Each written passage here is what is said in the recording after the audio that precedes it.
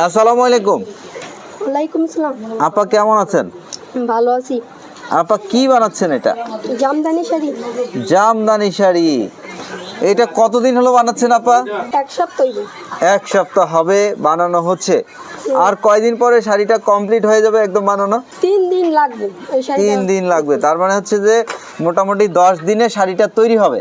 হ্যাঁ। আপা এই শাড়িটা কত কাউন্ট সুতায় তৈরি করতেছেন?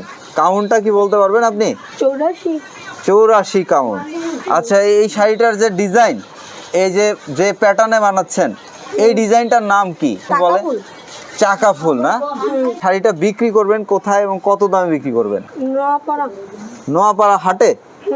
বাড়ি থেকে বিক্রি হয় না? আমি তো জানি যে বাড়িতেও বিক্রি হয়, যদি আমার মা-জনের সাথে কোনো লোক থাকে শাড়ি নিতে আসে তাদের কাছে বিক্রি হয়।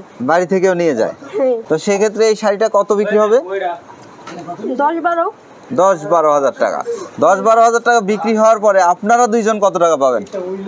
আমি 2500 সপ্তাহ, আমার কারিগর 4000।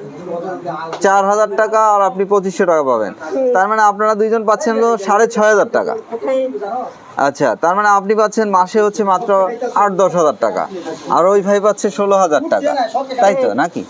চলতে অনেক কষ্ট হয়ে যায়, সংসার এভাবে চলা অনেক কঠিন হয়ে যায়। কি চিন্তা করেন আপনারা? জামদানি যে বোনেন, যে ভবিষ্যতে কি করবেন বা ভবিষ্যতে কি হবে, কি ভাবেন? ভবিষ্যতে কি ভাবি? জি। জামদানি শাড়ি বাই শুরুতে শিখছি, তার জন্য এই কাজই করতেছি, অন্য কোনো কাজের কোনো ভাবনা চিন্তা নাই।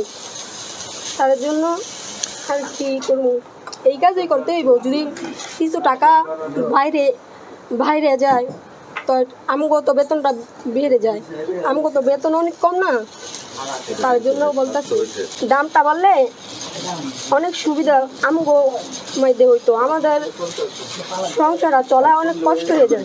কয়টায় আসেন এই শাড়ি বোনার জন্য? সকাল 6টায়।